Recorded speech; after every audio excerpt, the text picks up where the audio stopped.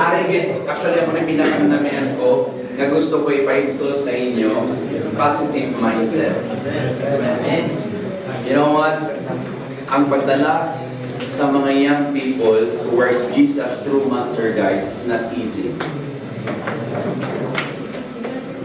Kaya actually na-appreciate ko ang BCC and then Bamsi itong dito sa Patakay. Kaya kung wala lang sa positive na pangunaw sa to, pagtaas ng gasolina, pastor, so rigid, taas na tayong gasolina. Dili kami mga tutara, dili na lang kami. Kung wala ka sa positive na pangununa sa leader, wala gid sang magtaho. We have plans nga magkadto diri, we have plans nga may camping, kay init kayo. Pastor, sir, ma'am, init kayo, dili na lang ta. Okay, sige, dili na lang ta.